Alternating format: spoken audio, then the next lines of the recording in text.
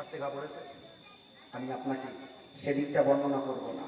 আমি যেটা বর্ণনা করতে গিয়ে কথাগুলো বলছি যে নবী নূহ আলাইহিস সালামের এই ৯৫০ বছর জিন্দেগির ভিতরে এই জুলুম, এই অত্যাচার আপনি কোনো জায়গায় পাবেন না, যেগুলো আনুষঙ্গিক আমি বলেছি। অথচ আপনি ওই নবীর দিকে একবার তাকান, যে নবী, সেই নবী নূহ আলাইহিস সালাম ৯৫০ বছর পরে উম্মাদের জন্য কি চাইল? ধ্বংস। এরকম ধ্বংস যে আল্লাহ ওরা পৃথিবীকে বাস করতে ওদের ঘরের ভিতটুকু যেন না থাকে।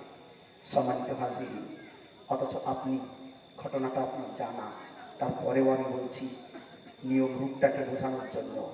এই নবী একদিন দিনের দাওয়াত দিতে তয়েফ নগরীতে গিয়েছিলেন। তয়েফের জমিনে নবী যেদিন গেছেন সেদিন নবীর সঙ্গের সাথী ছিলেন সিদ্দিকে আকবর হযরতে আবু বকর রাদিয়াল্লাহু তাআলা। তিনি বর্ণনা দিয়ে বলেন যে আমি যখন রাসূল সাল্লাল্লাহু আলাইহি ওয়াসাল্লামের সঙ্গে তয়েফের জমিনে গেলাম, রাসূল একজন ব্যক্তিত্বকে দ্বীনের দাওয়াত দিতে লাগলেন, তাওহীদের প্রচার দিতে লাগলেন। তো মানুষ কেউ শুনছে, কেউ শোনে না, কেউ পাশ কাটিয়ে চলে যায়, কেউ ভ্রুক্ষেপ করছে না। নবী বললেন, বাবা আবু বকর, আমি যদি এই তয়েফবাসীতে তয়েফের জমিনে একজন ব্যক্তির কাছে দ্বীনের দাওয়াতটা পৌঁছে দিতে যাই, দ্বীনের দাওয়াত পৌঁছাতে অত্যন্ত দেরি হয়ে যাবে। তবে আমার মাথায় একটা বুদ্ধি এসেছে, বুদ্ধিটা করলে কি হয়? বলে, ইয়া রাসূলুল্লাহ, কিসে বুদ্ধি? সম্মানিত হাজির, পরিষ্কার মনে রাখুন, নবী বললেন, আবু বকর, এই তয়েফের জমিনে মোট লিডার হলো 4টা। কটা? 4 জন নেতা, 4টে গোত্র। এই 4টে গোত্রের 4 নেতা। এই নেতাগুলোর কাছে আমরা যদি একত্রিত করে নেতাগুলোর কাছে দ্বীনের দাওয়াতটারে পৌঁছে দিতে পারি, তাহলে ওরা সবাই ওই নেতার অনুগত্যশীল।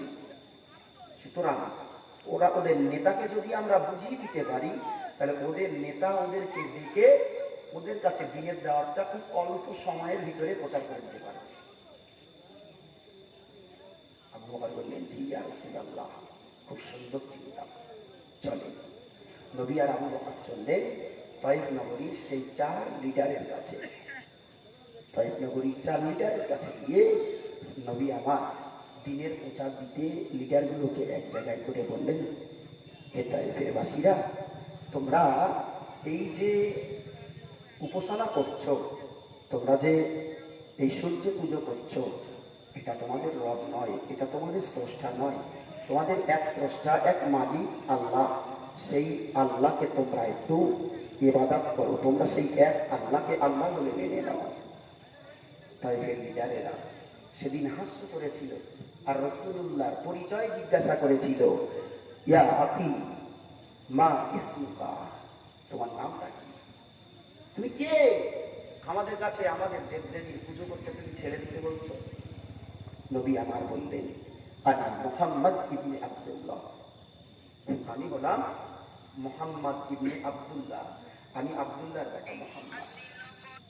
সম্মানিত হাজিরিন, মনে রাখুন, আল্লাহ পাকের নবী সাহাবী সিদ্দিক আকবর রাদিয়াল্লাহু তাআলা আনহু, আল্লাহ নবী বয়ানটাকে তিনি বললেন, রাসূল সাল্লাল্লাহু আলাইহি ওয়াসাল্লাম যখন তয়েফ নগরীতে নিজের নামটাকে প্রকাশ করে দিলেন, তয়েফবাসী মানুষগুলোর কাছে নবী যখন একটা বারের জন্য নিজের নামটাকে প্রকাশ করে দিলেন যে আনা মুহাম্মদ ইবনে আব্দুল্লাহ, আমি হলাম মুহাম্মদ ইবনে আব্দুল্লাহ, তয়েফের মানুষগুলো বললেন, তাহলে তুমি কুরাইশ বংশের ছেলে?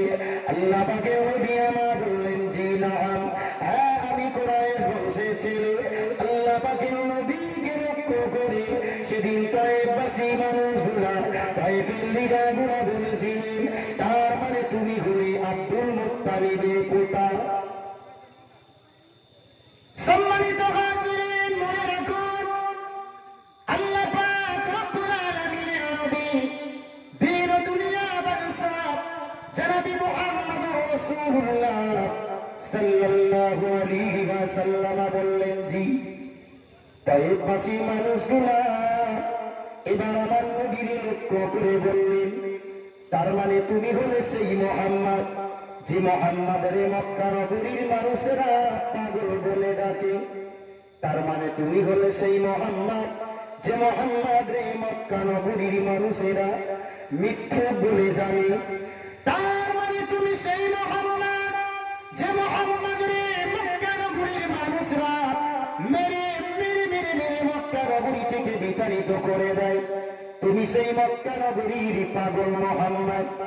আল্লাহ পাক রব্বুল আলামিনের নবী দিন দুনিয়া মাদ্রাসা জনাবে মুহাম্মদ রাসূলুল্লাহ সাল্লাল্লাহু আলাইহি ওয়াসাল্লাম নবী আমায় বললেন, না না না, ওগো তায়েফের লিডারেরা মনে রাখো, আমি রাসূলুল্লাহ পাগল নই রে, পাগল নয়।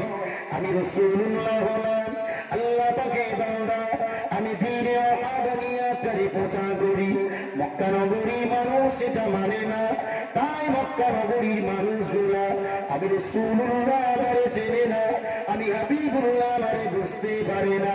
তার জন্য ওরা আমারে পাগল বলে আখ্যা দেয়।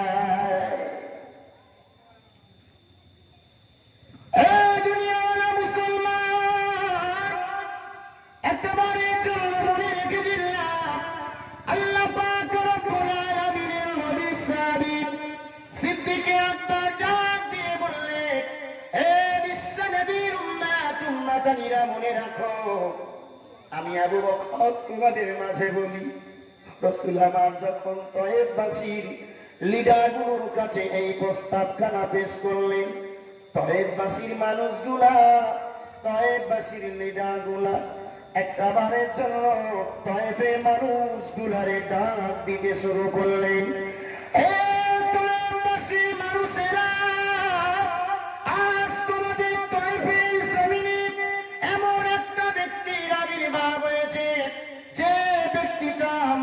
নগরী থেকে এসে হাজির হয়েছে, যে মানুষটা তোমাদের দেব দেবীদেরকে গালিগালাজ করে, যে মানুষটা তোমাদের দেব দেবীর ইবাদত ছেড়ে দিতে বলে,